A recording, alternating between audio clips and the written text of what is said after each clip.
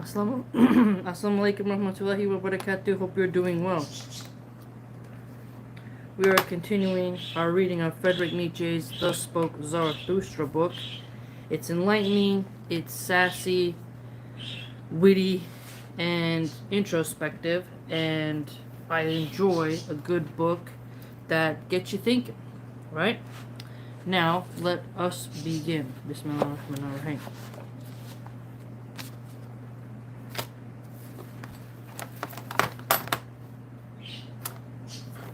Okay. We are on, it's just number 2, recycles.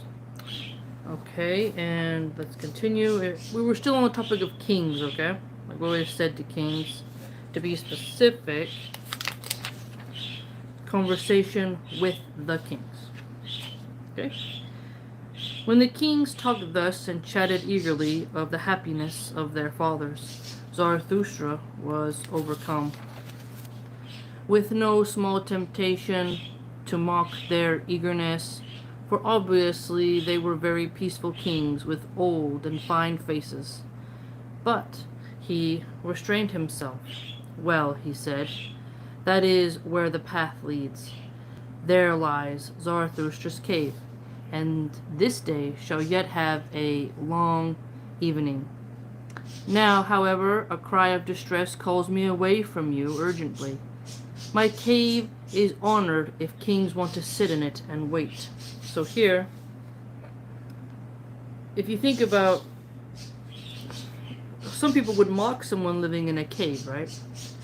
They would be like, no, you can't, like, you're a nobody, you're living in a cave.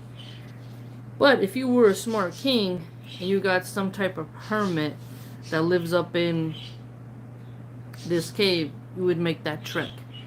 You know what's interesting is you'll see these tech guys who make a lot of money, and they will go to Tibet and try to find some Buddhistic monk who can enlighten them, or they go to Africa and find a shaman of a black tribe and they try to have some type of vision quest.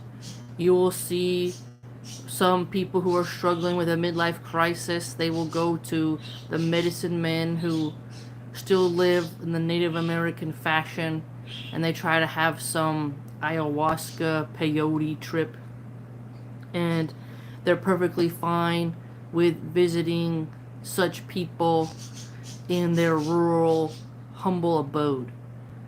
I remember seeing, was it Sheikh Uthaymeen or was it Sheikh Al-Fawzan? I forgot.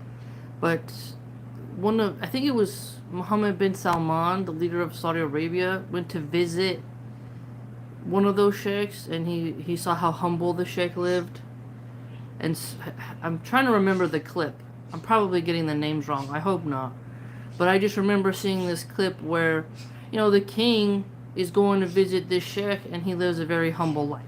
And he offered to build him a home, but he didn't want a fancier home, right? So what I'm talking about is Nietzsche having this line of, my cave is honored if kings want to sit in it and wait. So a king waiting on somebody is noble, right? Because usually people wait on the king. So a king who's able to wait on someone who's beneath his rank shows that this individual in which they are waiting for has some type of good behavior and moral standing to make a king wait, right? Only you will have to wait long, but what does it matter? Where does one now learn better how to wait than at court? And all the virtue left to kings today is not called being able to wait. Thus spoke Zarathustra. So now we're on a section titled The Leech. And if you're not familiar with what a leech is, it's this type of critter insect that you put on the skin and it like sucks blood out of you. I've never seen one in real life, but if you swim in some swampy waters, you're gonna get them stuck on your body, okay? They also used to be used in medicine. They believed, I haven't read the research, but people who were sick, they would put leeches all over their body, and they thought that the leeches could help purify them. Yeah, I've never done that myself, but there was people who did it. So there's a positive and negative connotations to the leech itself, but also leech in natural language, as we call it, that is someone who only absorbs and takes and gives nothing in return. So it's synonymous with a parasitical relationship. Okay? So let's see how Nietzsche twists and turns this dynamic for us. And thoughtfully, Zarathustra went farther and deeper, through woods and past swamp valleys. But, as happens to everybody who reflects on grave matters, he stepped on a man unwittingly. And behold, all at once a cry of pain, and 2 curses, and 20 bad insults splashed into his face, and startled him, so that he raised his stick and beat the man on whom he had stepped. A moment later, however, he received his senses, and his heart laughed at the folly he had just committed.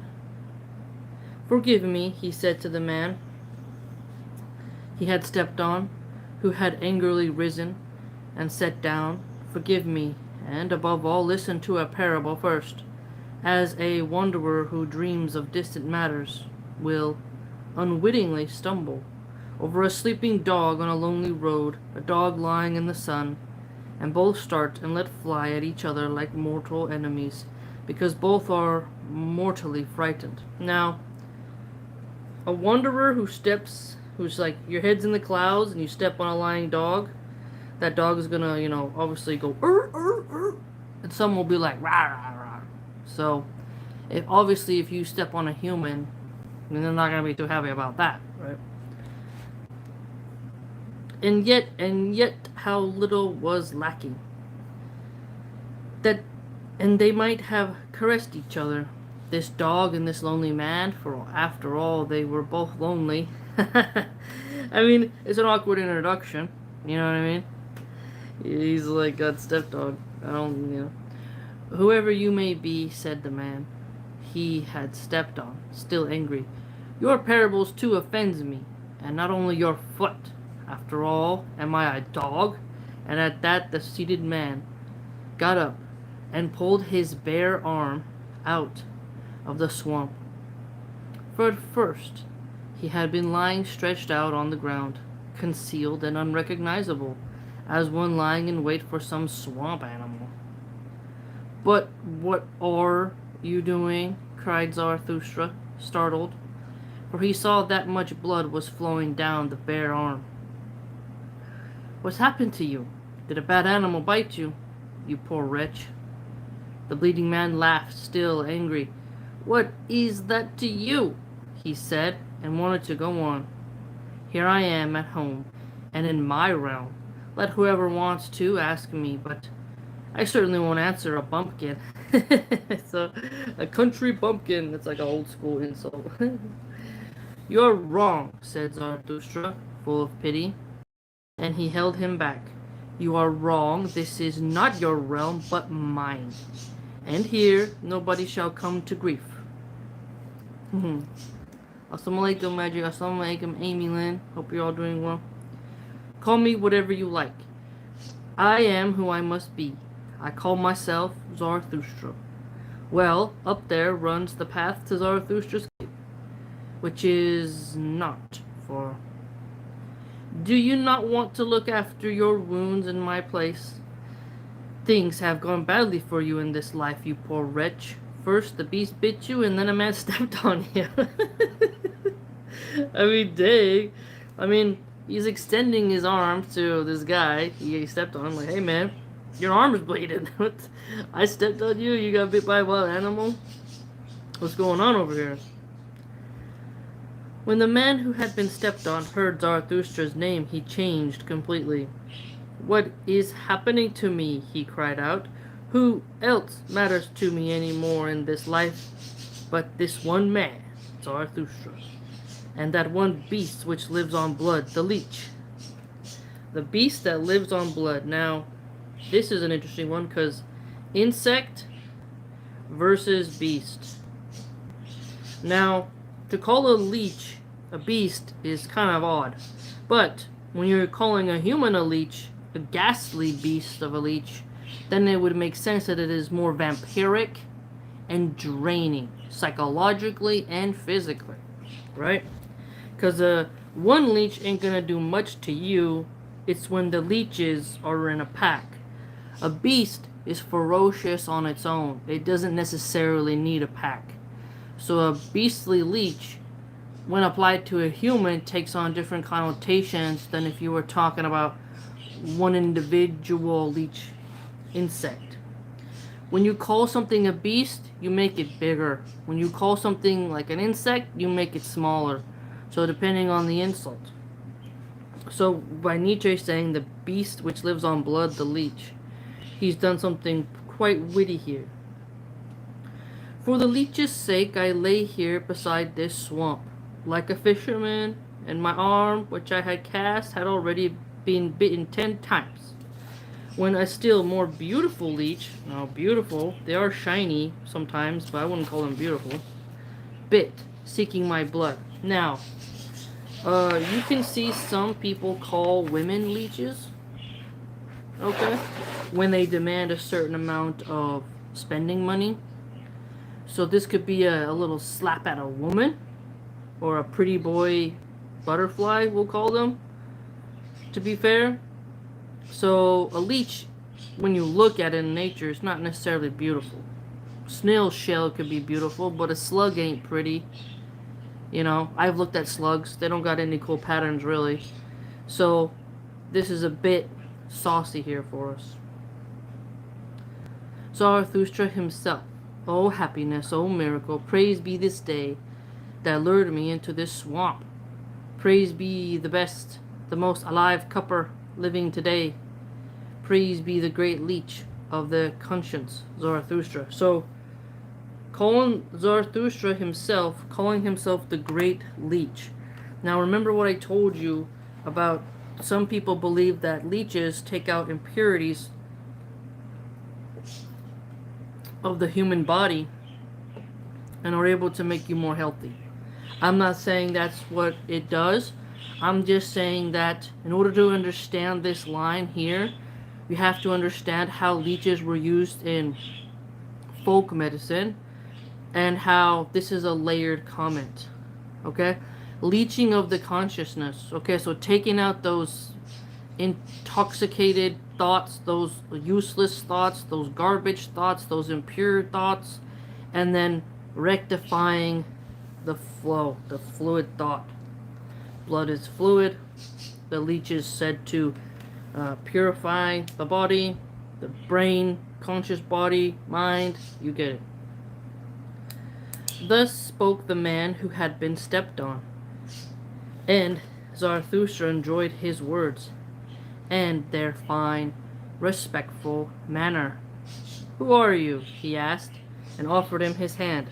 There is much between us that remains to be cleared up and cheered up, but even now, it seems to me that the day dawns pure and bright. I am the conscientious in spirit, replied the man, and in matters of the spirit there may well be none stricter, narrower, and harder than I, except he from whom I have learned it, Zarathustra himself. So matters of the spirit. Okay, this is an interesting angle here. Matters of the spirit, strict, narrow, hard. So what's the opposite? Flexible, tolerant, wish-washy, bending, alright, wide, you know, this flimsy element. You'll see when you're a conservative fundamentalist following the fundamentals of your religion, you don't bend and break the rules, you're strict, right? When you're a liberal, you kind of are flexible, you're general, you're non-conforming, you don't really hold the line, you reinvigorate the line, you redraw the lines, you edit, revise. You're not gonna hold that tradition, okay? So, talking about matters of the spirit, making it strict, narrow, and hard, this is more firm, okay, than jello-ish laissez-faire. Rather know nothing than half know much. Rather be a fool on one's own than a sage according to the opinion of others. Now that's an interesting line right there. A sage is a wise person versus the fool. So you're a fool on your own, but according to the masses, they say you're a sage. I go to the ground. What does it matter whether it be great or small? Whether it be called swamp or sky?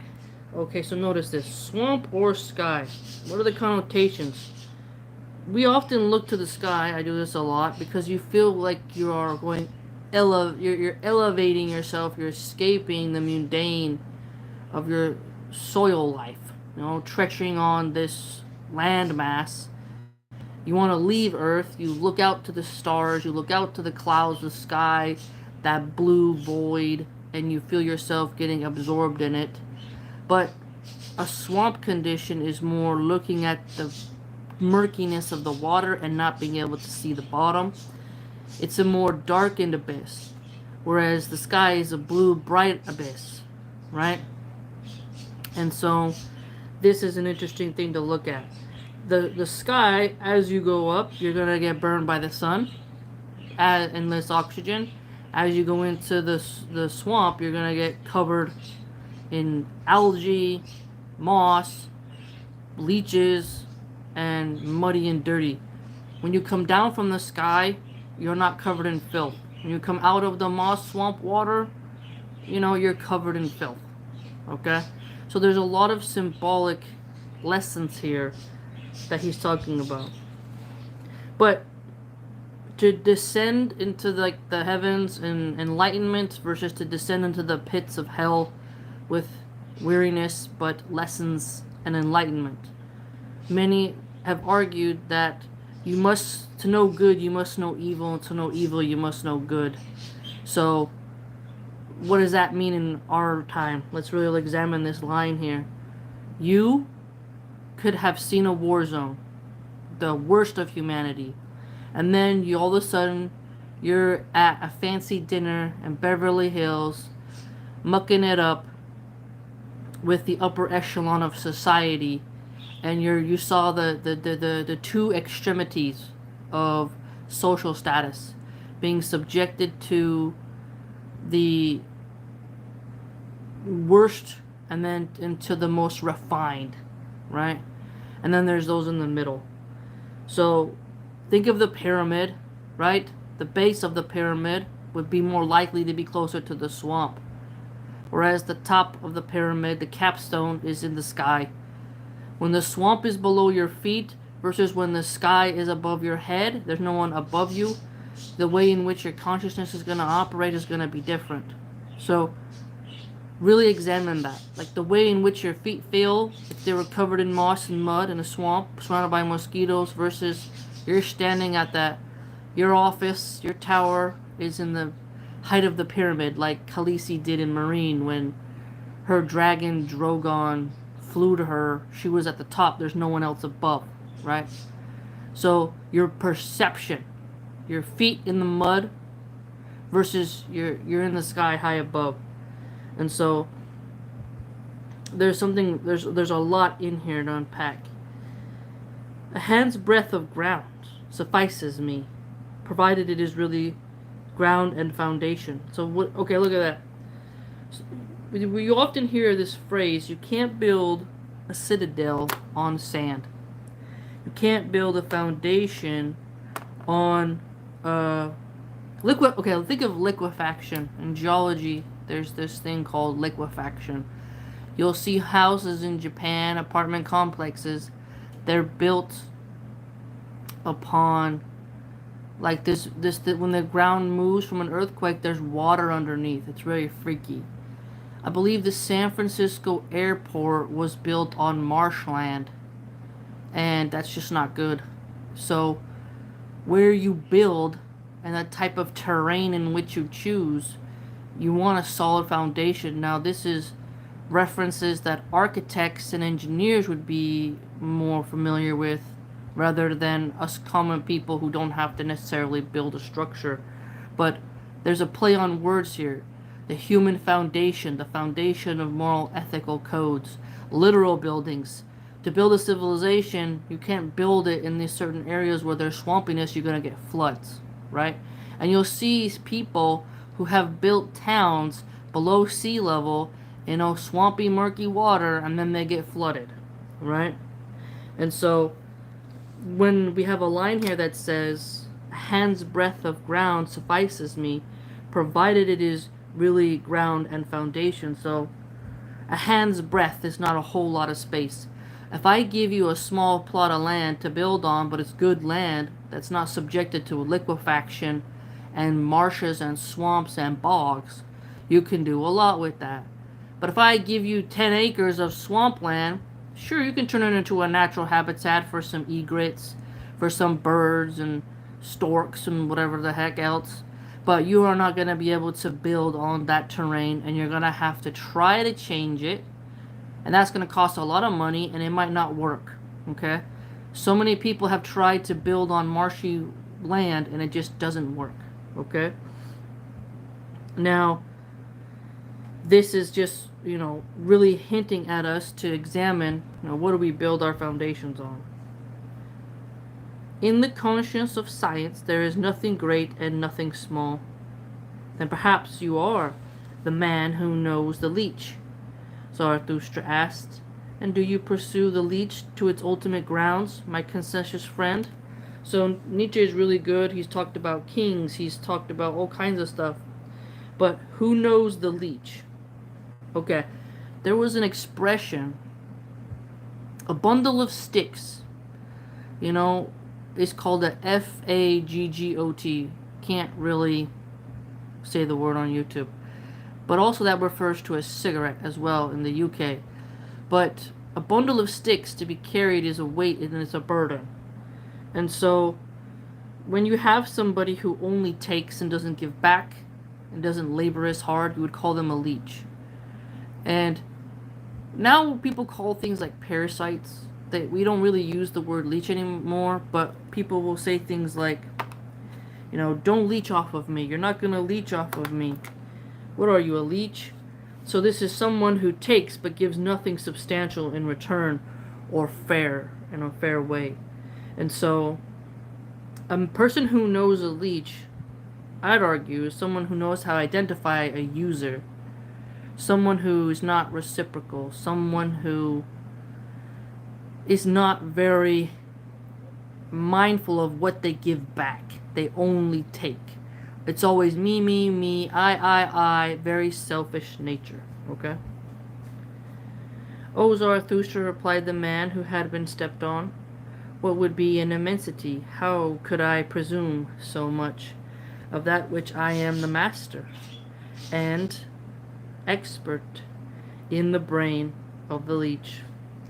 So a master and expert in the brain of the leech. That is my world, and it really is a world too. Forgive me that here my pride speaks up, for I have no equal here. That is why I said, here is my home. How long have I been pursuing this one thing? The brain of the leech. Now this also can be, I think, a good example of just psychology, There's people who know different minds. So each one of us, because we are around a different type of people in a different country or wherever, we're perceiving a certain mindset. And through that mindset, we're coming to know a certain style of consciousness. So if you're living in redneck America, you're going to become familiar with Mountain Dew drinking, McDonald's stuffing, pot-bellied people, right? If you live in downtown Manhattan, you're going to come across smug, snarky liberals and progressives. And you're going to become familiar with that mindset. Think of a fictional example. What would be a good fictional example is when Littlefinger tells Sansa Stark, pardon me, in Game of Thrones, we're all liars here, talking about King's Landing, and that they've all learned how to lie really well and scheme and deceive. And then you think about Aemon Targaryen, the maester at the wall, when Jon has come back from being with the wildlings, he has a hearing, and one of the commanders says, "How did you become so familiar with knowing whether someone was lying or not?" And Aemon Targaryen, the maester, says, "I grew up in King's Landing." So what is he getting at? He's getting at the mind, that he's familiar with the consciousness of deception of the royal court.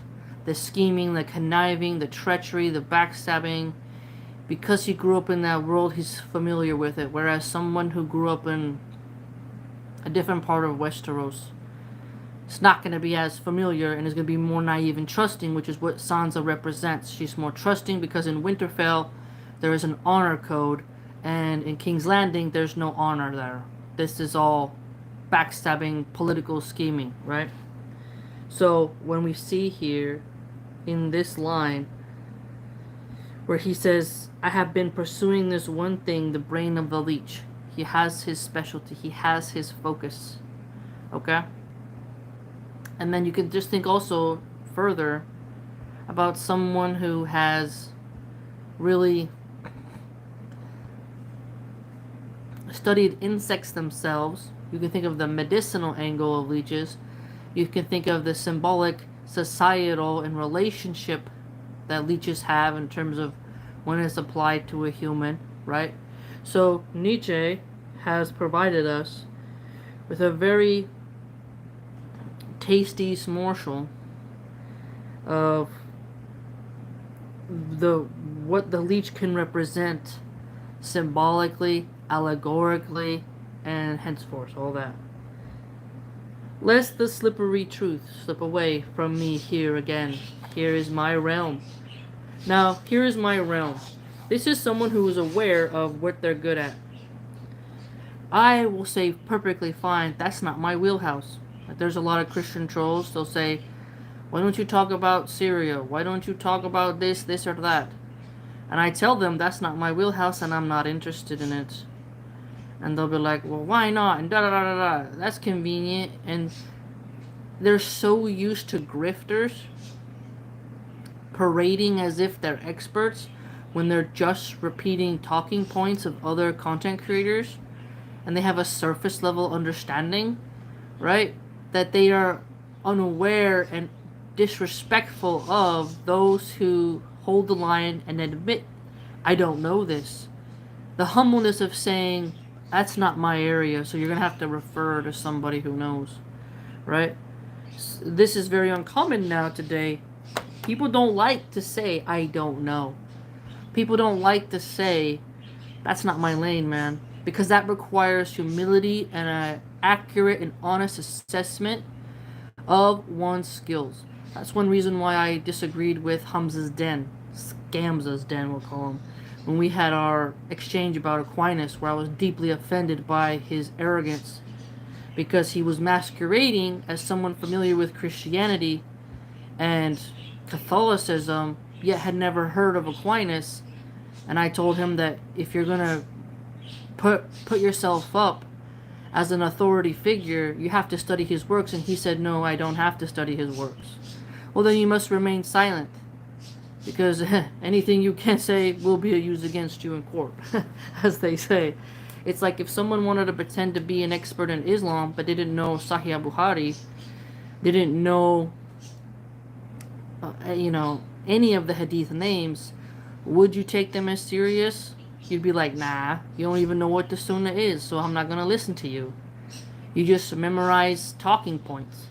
And that's not real knowledge, and you're not a fountain of knowledge. You're a puddle in the mud, and you ain't got nothing, right? And so Hamza thought he was above studying what the greats of those religions have said, and he thought himself wiser than he was. And I just thought that was audacious arrogance and ignorance, because an ignorant person is someone who thinks themselves wise and can't admit when they don't know something. right? And even philosophy majors, you're going to come across prominent religious scholars of different religions, depending on your curriculum, but you'll get touched on by like the Tao Te Ching, right? You'll hear about Buddha. You'll hear about different sects of Christianity. You'll hear about Jewish scholars, and there's a couple of Islamic scholars that are mentioned. And then you'll hear of atheistic ones, right? So you get a brief general introduction to the people who are of those realms. That's their wheelhouse. That's their lane. That's their arena. Okay? So you see this guy who Zarathustra is talking to. He is pretty much telling him, my world, my realm. Okay? And that's what he's pursuing in knowledge, is the mind, the brain of the leech. Okay? Now, this is not an appeal to an authority fallacy where you're saying if you can't, like, Murray and Dave Smith had a debate on Palestine, and Murray was trying to tell Dave Smith that he can't talk about Palestine because he's never traveled there. But Murray is a homo who is paid by the is not reallys to shill for the Zios, right?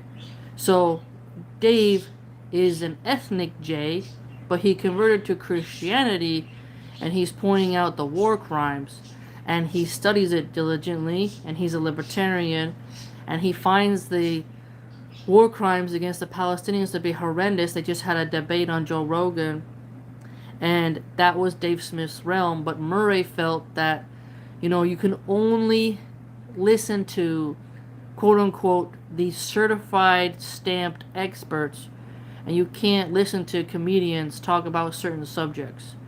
And then Rogan pressed him and said, well, are you saying that if you're not an expert, you can't talk about a certain subject? So there's a duality here, right?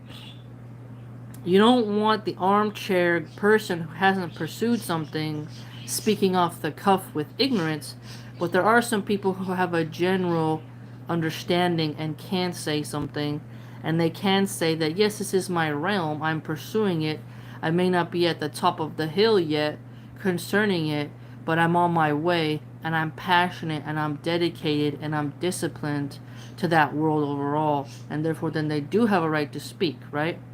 So there's a whole dynamic conversation going on here.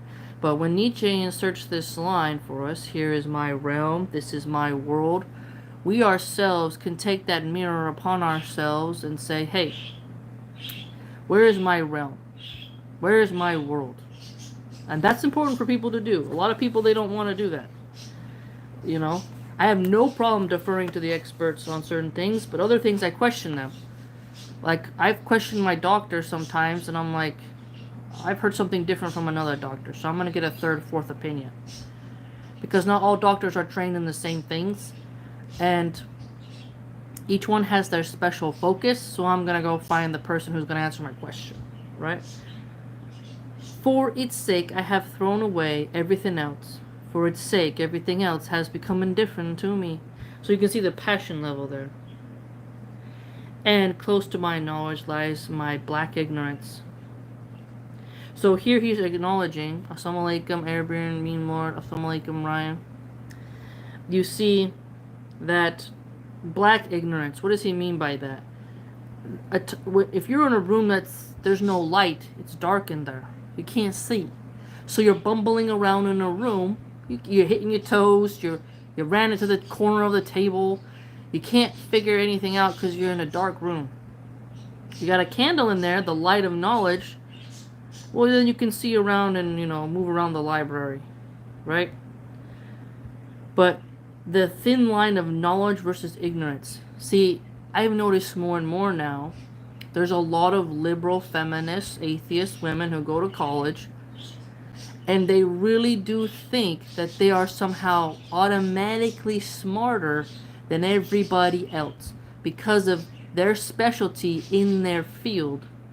And it's fascinating. You'll see them say like, well, if you don't have this PhD or this master's, obviously you must be an idiot. But to a common person, who's met more people around the world and seen different styles of intelligence, you don't automatically think someone is smart just because they went to college. Depends on the subject as well. But some people pay their way through college. They cheat through college. They bribe teachers. You know, there's a lot of different ways to scoot through college. And the person who had to work and pay their way through college and got B's showed more energy than someone whose dad or mom paid their whole way. And they kind of slacked off, drank, smoked weed, went to frat parties, went to sorority parties. You know, they were not as serious about their schooling because they didn't have to fork over the money, and they know they got a cushion of cash under their bum.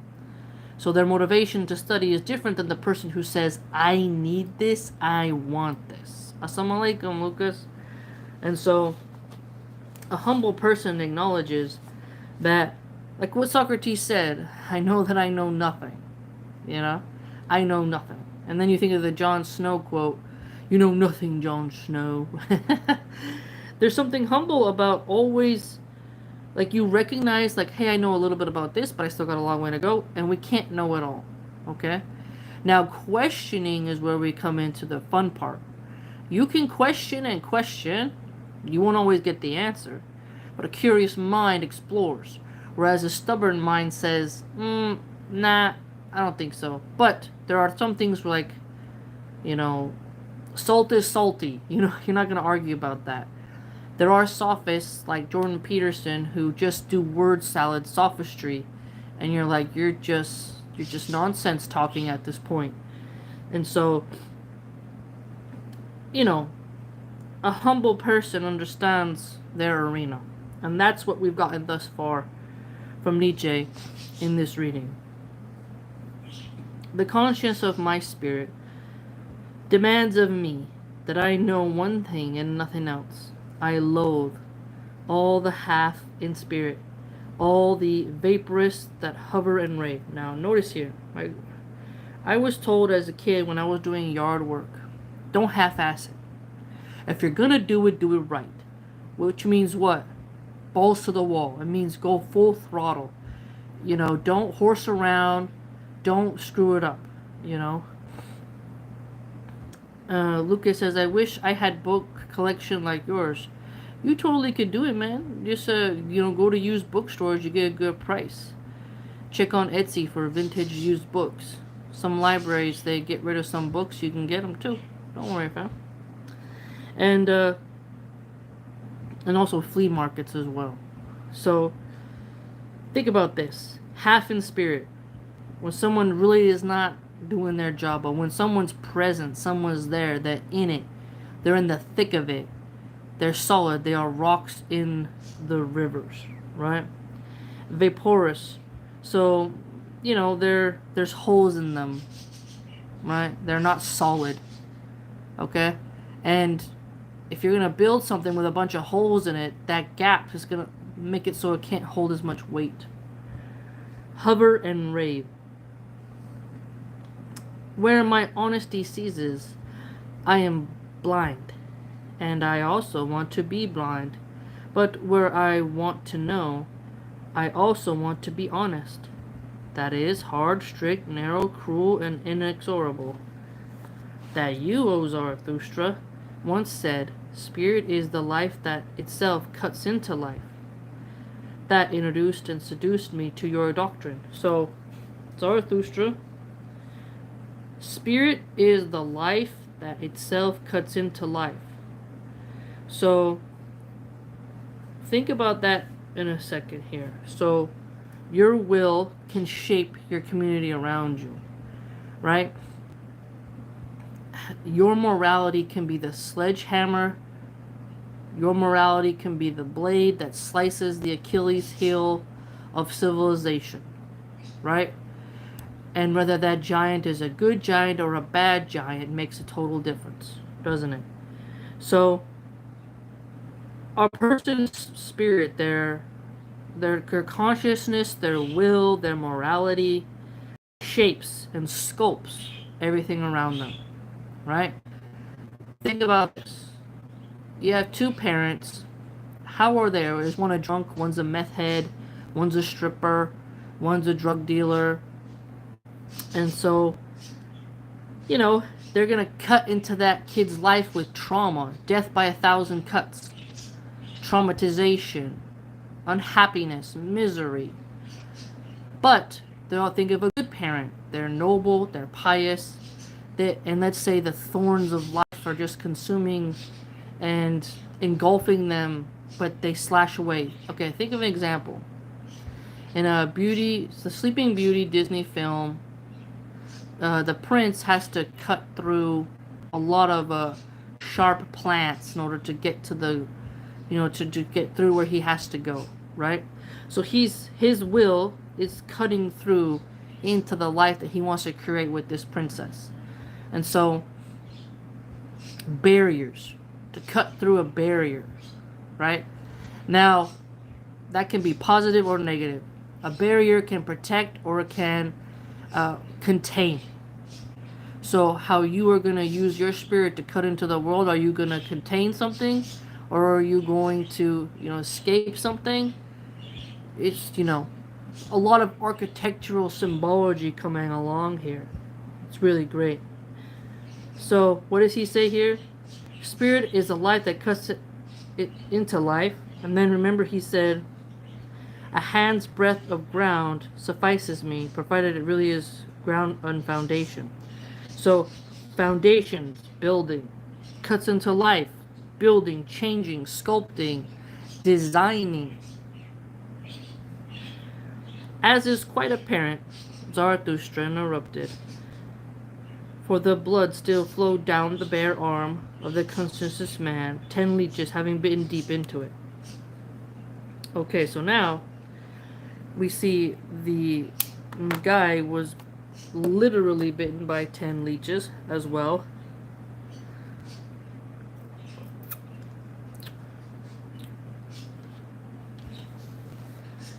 Oh, you strange fellow, how much I learn from what is apparent here, namely from you.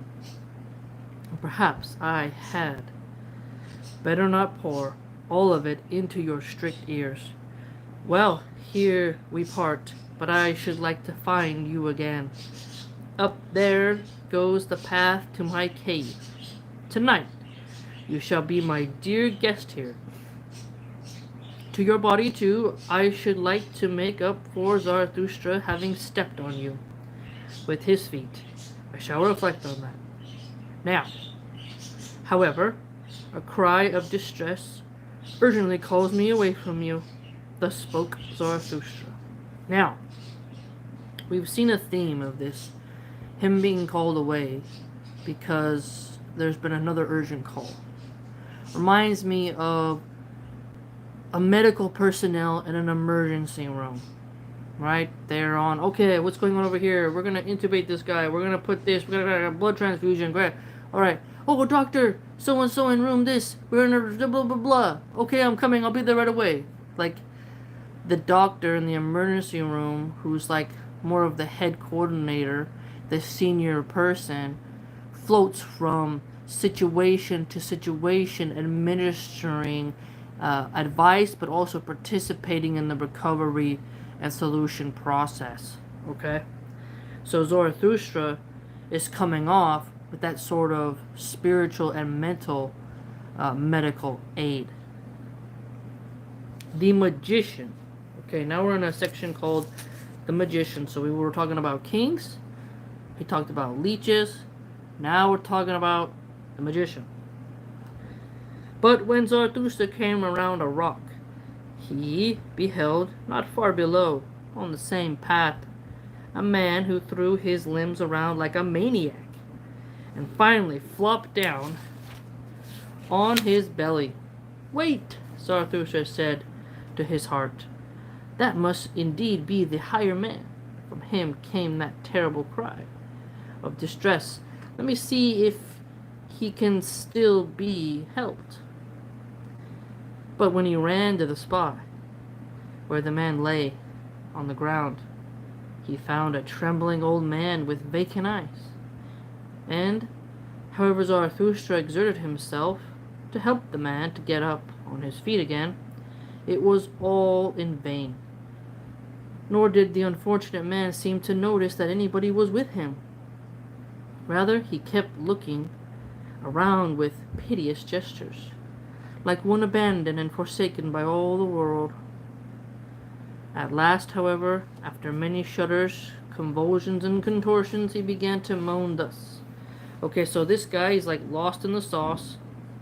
Okay, let's see. It seems like he's gonna have a long episode. So it's a magician. He's got vacant eyes. He's a trembling old man. And he hasn't really recognized that Zarathustra is standing by him. He begins. Who warms me, who loves me still? Give hot hands, give a heart as glowing coals. Ooh.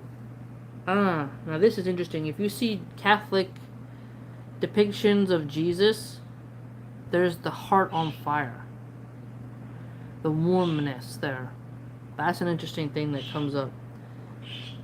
Stretched out shuddering, like something half dead, whose feet one warms, shaken, alas, by unknown fevers, shivering with piercing, icy frost arrows, hunted by thee, O thought, unmaimable, shrouded, terrible one, thou hunter behind the clouds, struck down by the lightning bolt, thou mocking eye that stares at me from the dark. So a mocking eye that stares it from the dark, the hunter behind the clouds. So a lot of hiddenness going on here, shadow stuff. Thus I lie, writhing, twisting, tormented with all eternal tortures, hit by thee, cruelest hunter, thou unknown God. Hit deeper, hit once more yet. Drive a stake through and break this heart. Why this torture with the blunted tooth arrows? Why dost thou stare again? So blunt tooth arrows. What's that significant? A sharp tool. Okay, the Aztecs had obsidian utensils. They were able to, when they did their human sacrifice, the blades were so sharp from obsidian rock that they were able to slice it open, the chest cavity, take out the pumping heart while the person was staring. So when something is super sharp, it can cut so fast that before the brain can kind of recognize what's happened. When something is dull, it takes a lot more pressure and it hurts really bad, right? Because it has to be pressed harder, whereas a sharp knife cuts like most of the stuff it touches like butter. If you've ever had a dull knife and tried to cut steak, you'd see the difference, right? So an arrow that has a blunted tip versus a sharp tip, you know, it's going to have a thump. It's going to be a bit more painful. Whereas an arrow, when it has a sharper point, it's going to go in deeper, but it takes like, it happens so fast. You're like, oh, versus like, ow, because there's like a delay, and it's able to puncture, damage, and awaken more nerves in your body. Okay, so when he mentions blunt tooth arrows, that's a very unique point. Why dost thou stare again, not yet weary of human agony? With God's lightning eyes that delight in suffering, thou wouldst not kill, only torture, torture. Why torture me? Delight by suffering, thou unknown God. So here, and here, what are you seeing? Okay, what are you seeing?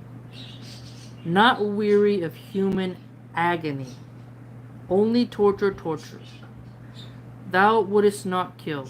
Okay, so think about all the movies you've watched where there's a villain who never gets satiated with the capacity for suffering. Think of Palestine right now. Like Murray, who had a debate on Joe Rogan with Dave Smith. Clearly, that's a bloodthirsty individual, Murray. He hasn't had his fill of human agony, right?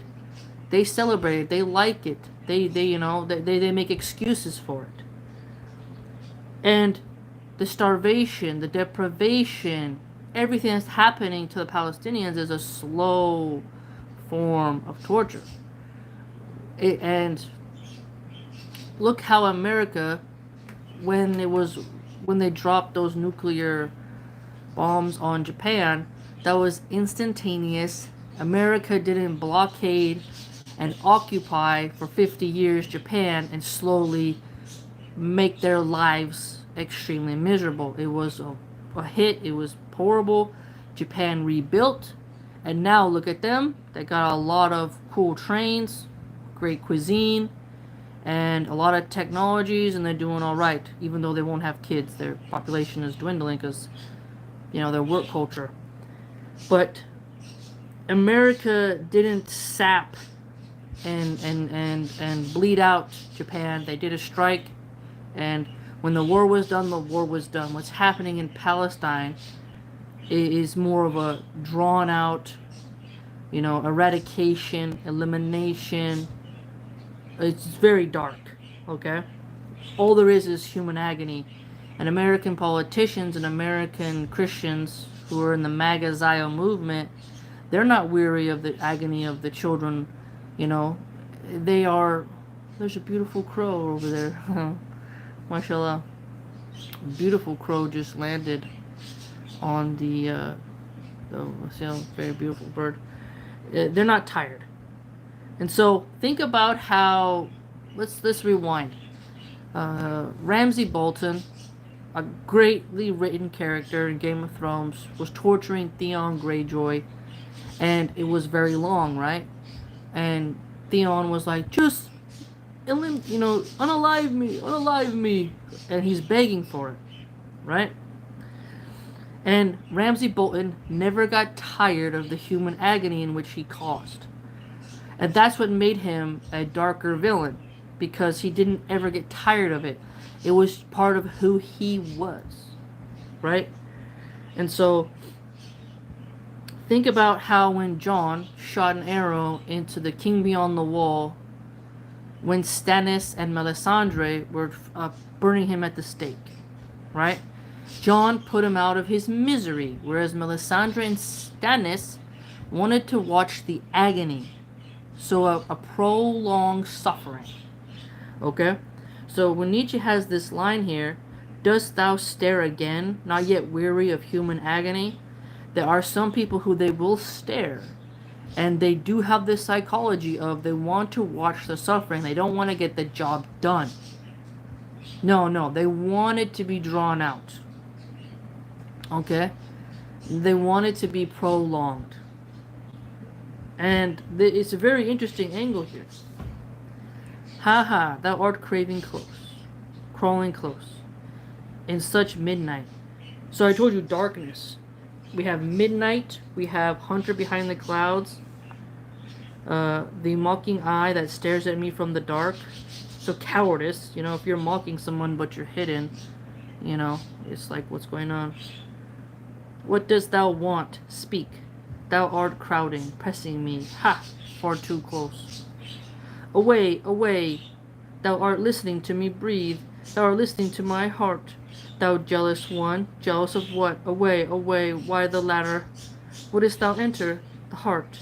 Climb in deep into my most secret thoughts, shameless one, unknown thief. What wouldst thou steal? What wouldst thou gain by listening? What wouldst thou gain by torture, thou torturer? Thou hangman god, oh, should I, dog-like, roll before thee? Dog-like, roll before thee. So, pretty much what happened to Theon Greyjoy being turned into reek. And remember, Ramsay tells him, you smell of, this dog analogy, you reek, the stench, not letting him bathe, kind of groveling, shivering in fear, crippled and paralyzed with horror. Now, when a dog is afraid, they go belly up. When a dog is afraid, they tuck their tail between their legs. When a dog's spirit has been broken fully, they are shaken and pathetic. But when a dog is brave and they'll maul, even though they're outnumbered, there's honor in that. You know, the whole dog's psychological symbolism is very apparent in so many poems. Devotedly frantic beside myself, wag, love to thee. So wag, it's when the tail wags of the dog. And devoted, so a lot of dogs, they'll be loyal to even a bad owner, which is a very sad plight for the canine species. Frantic, if you ever come home and your dog's in the window, they're going crazy, you know? Or you have them in the yard, by the dog house, in our kennel run. They go crazy when they see you, and they just are like, oh, I'm so happy to see you, my human, you know? So what he's getting at here is the person who's torturing him wants to turn him into that sort of Stockholm Syndrome state. In vain, pierce on, cruelest thorn. No, no dog, only thy game am I. Cruelest hunter, thou proudest prisoner, thou robber behind clouds, speak at last. What wouldst thou, waylayer, from me? Thou lightning-shrouded one. Unknown one, speak, what wilt thou, unknown God? What, ransom? Why wilt thou ransom? Demand much, thus my pride advises, and make thy speech short, that my other pride advises. Ha, ha, me thou wilt have, me entirely?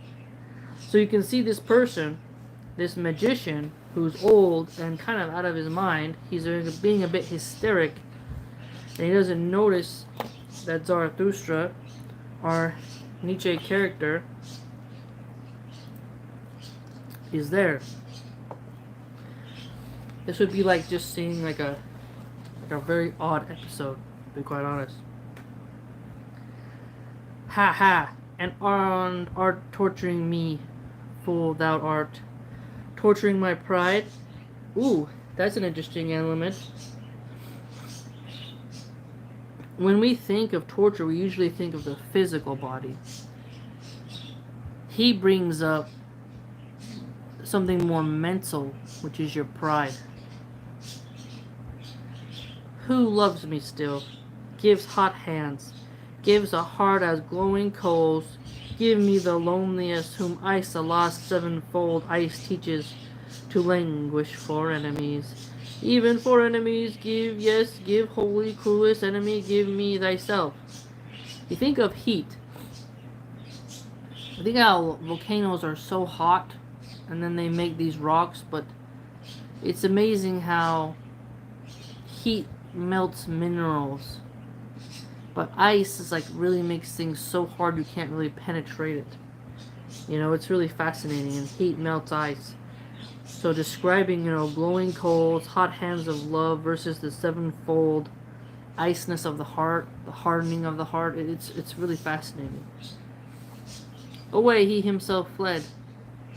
My last, only companion, my greatest enemy, my unknown, my hangman god, no, do come back with all thy tortures, to the last of all that are lonely. Oh, come back. All my tear streams run their courses to thee, and my heart's final flame flares up for thee. Oh, come back, my unknown god, my pain, my last happiness. So this seems just like someone who's fine with having themselves challenged.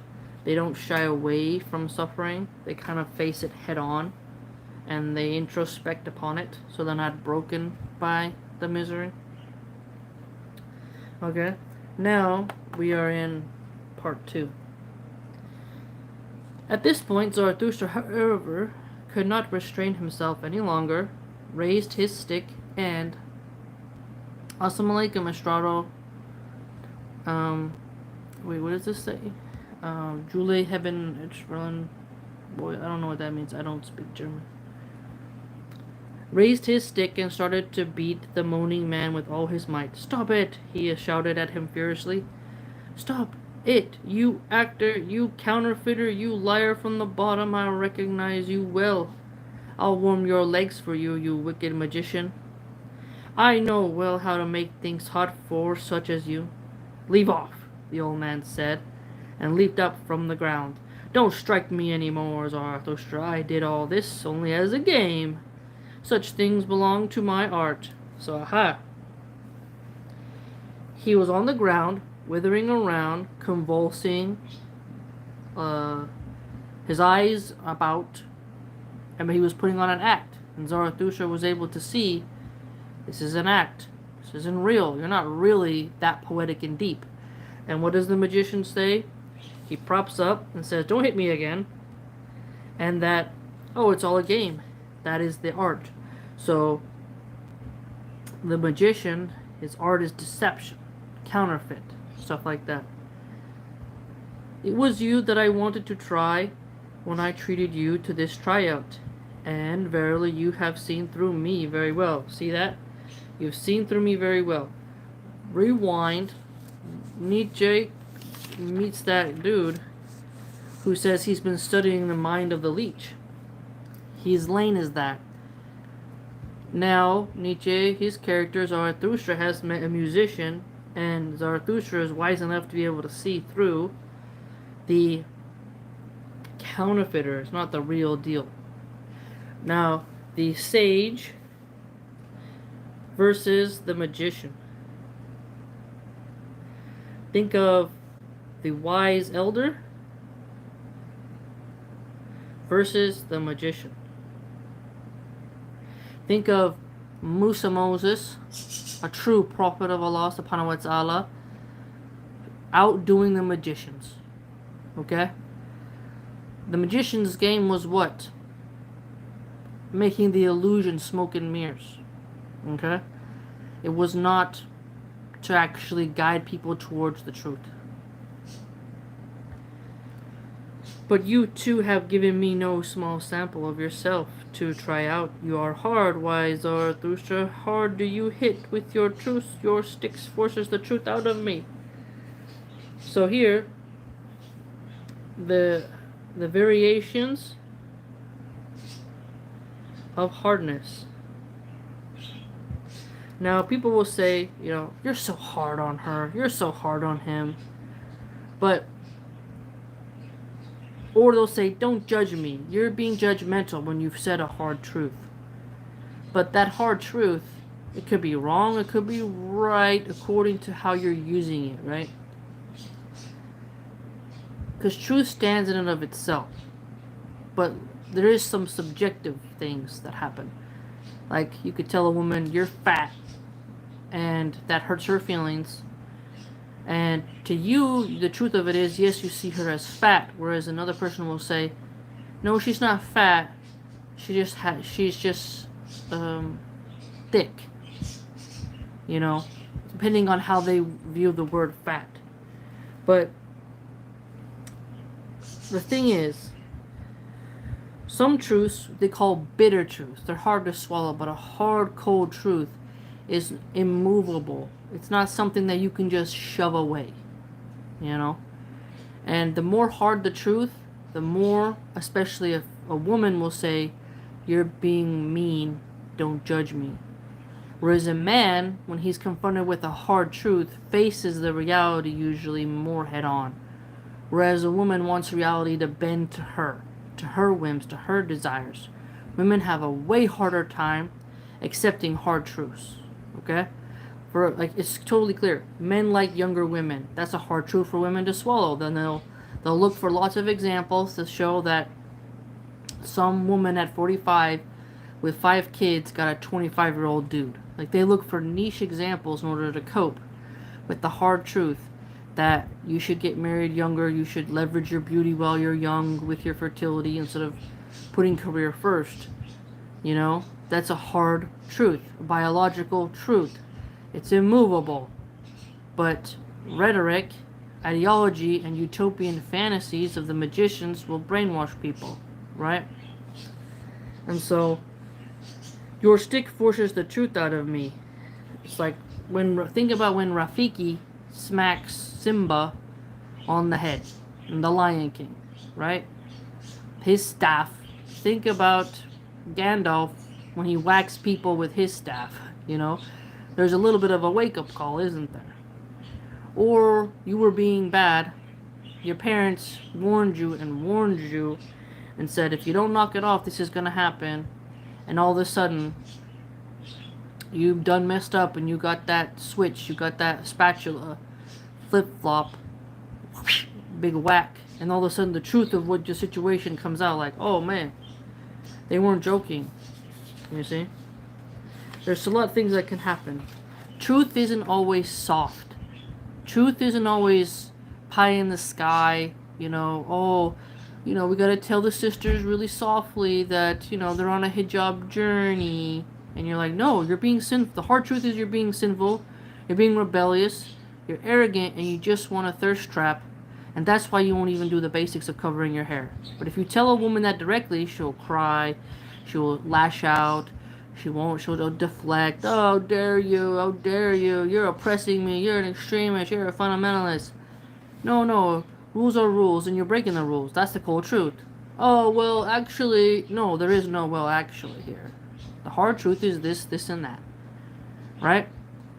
But a lot of women, they prefer lies than hard truths. Women are not as built to deal with that. There's a lot of women who are like a Judge Judy. If you go back in the 90s, there was a show called Judge Judy. And it was actually pretty funny because she was a stone cold woman. Like, she was actually pretty tough. That's a woman who can give you some hard truths, and she can certainly take some hard truth as well. So there is some women who for sure know how to tell you how it is. But it's interesting that he mentions that. Don't flatter, replied Zarathustra, still excited and angry. You actor from the bottom. Now, actor from the bottom. You are false. Why do you talk of truth? You peacock of peacocks, you sea of vanity, what were you playing before me, you wicked magician? And whom was I to believe when you were moaning in this way? Because remember, he kept hearing a call, a grief. The ascetic of the spirit, said the old man. I played him. You yourself once coined this word, the poet and magician who at last turns his spirit against himself. The changed man who freezes to death from his evil science and conscience. And you may as well confess it. It took a long time, O Zarathustra, before you saw through my art and lie. Saw through my art, saw through my lie. And what he say here? I played him. The magician says, I played him. So let's think of a grifter. A charlatan. Okay. Now, let's take me, for example. I see Andrew Tate. I see a charlatan. I see a liar. Okay? You can identify certain behaviors that are not beneficial. Okay? Where you're like, nah, man, you got an evil conscience. Like, you're just acting. You're just playing the part. Like Tim Pool. Okay? He's a liberal atheist, but he plays the part of the angry MAGA Christian conservative. It's fascinating. Really, it is. He has a chicken coop, but he spends time rollerblading, wearing a beanie in 90-degree weather as a balding, aging man. Right? Wears the same clothes on his stream to give you the illusion that he's a broke pothead, you know, skating around downtown Los Angeles, when really he's wealthy and has a compound, and he just recently had a baby with his girlfriend because he refuses to marry her. And so he's not being like a Christian who says you have to marry before you have kids, right? And he himself mocks the hijab, especially mocks the in Iran where you're, you know, promoted to wear it. And he mocks modesty, but then grifts the conservatives and whines about cultural rot and the women who sell lewd content of themselves online. So Tim Pool is like a very paid actor. Like, he's, maybe when he first started he had more morals, but I've listened to him for a long time because I see how he flip-flops. He licks his finger, sees which way's the wind blowing, goes towards there, because it's an endless desire of money. So when Nietzsche has this magician cornered, and the magician lashes out and says, you know, I played him. He's like playing a part, playing a part.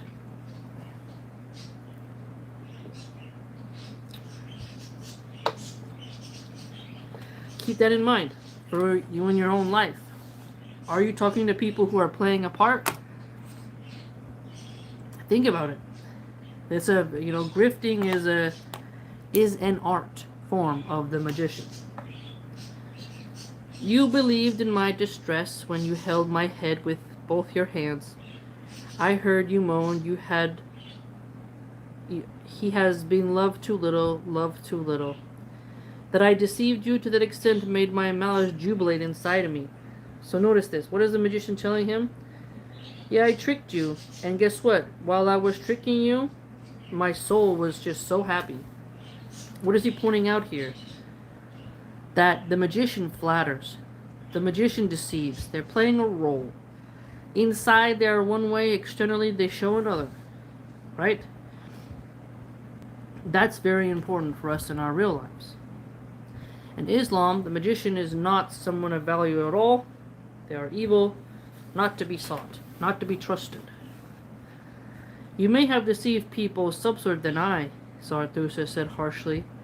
I do not guard against deceivers. I have to be without caution, thus my lot wants it. You, however, have to deceive. That far I know you. You always have to be equivocal, triquadri, quinquivocal, and what you have now confessed. That too was not nearly true enough or false enough to suit me. So Nietzsche is pointing out that you're still holding back. That you're not really actually confessing anything. You're still acting even though you're trying to pretend that you're being raw with it, that you're coming with the heat, that you're speaking cold truths, but you're still dancing that line of deception. You wicked counterfeiter, how could you do otherwise? You would rogue even your disease when you show yourself naked to your doctor. In the same way you have just now rogued your lie when you said to me, I did all this only as a game. There was seriousness in it too. You are something of an ascetic of the spirit. I solve your riddle. Your magic has enchanted everybody, but no lie or cunning is left to you to use against yourself. You are disenchanted for yourself. You have harvested nausea as your one truth. Harvested nausea as your one truth. That's a bar. Not a word of yours is genuine anymore except your mouth, namely the nausea that sticks to your mouth. So here we've learned quite a lot, right? And it is pretty intense what has occurred thus far in the book. Okay? Now the whole looking at the kings, looking at this magician, looking at the leech, very introspective. And remember, the magician's monologue went on forever. Okay? Like, it was very intense. And he really was able to go deep for us in this book. Hope you enjoyed. I'm hungry now, so I'm gonna go eat a salad. I hope you were able to think of some of the things we talked about. And man, this book has a lot of meat in it for the philosophical mind, and I enjoy these types of books very much. Please like, comment, and subscribe. Join the blog, and see you next time.